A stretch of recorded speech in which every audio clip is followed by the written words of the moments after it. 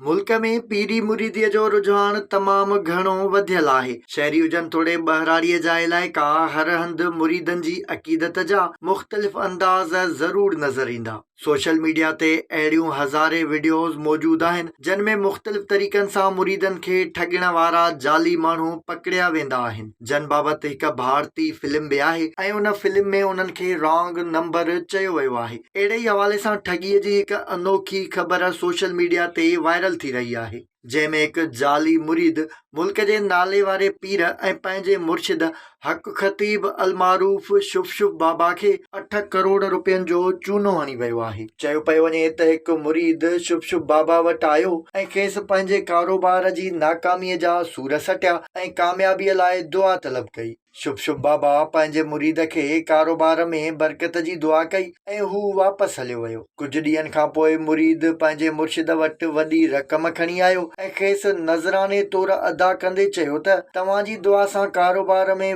फ़ाइदो पियो आहे, जंहिं लाइ अव्हां खे नज़रानो पेश कयां थो। हक़ ख़तीब अलमारूफ शुभ शुभ बाबा मुरीद खे कारोबार में वधीक फ़ाइदे ऐं बरकत जी दुआ कई ऐं मुरीद वरी वापसि हलियो वियो। थोरे वक़्त खां पोइ उहो मुरीद ॿीहर वापसि आयो त हिन भेरे हुन मुर्शिद खे बहितरीन कार नज़राने तौर पेश कई। मुरीद जे खुलूस खे ॾिसी मुर्शिद साईं ख़ुशि थियो ऐं खेसि कारोबार में वधीक बहितरी ऐं बरकत जी दुआ कई ऐं उहो मुरीद वरी वापसि हलियो वियो। ॿीहर जॾहिं मुरीद वापसि वरियो त हू पाण सां 4-5 लग्ज़री गाॾियूं काहे आयो। हिन सभु जो सभु गाॾियूं मुर्शिद खे नज़राने तौर ॾींदे दुआ करण ते संदसि जा थोरा मञिया ऐं अलाह जो शुक्र अदा कयो। हिन भेरे शुभ शुभ बाबा मुरीद जे कारोबार मां घणो मुतासिर थियो ऐं खेसि पंहिंजे कारोबार में भाईवार बणाइण जो मशवरो वरितो। मुरीद बाबा खे चयो त तव्हांजी दुआ सां कारोबार आसमान ते पहुतो आहे, जेकर हिन में तव्हांजी सीड़प थी वई त अञा ॿियो छा घुर्जे। हक़ ख़तीब अलमारूफ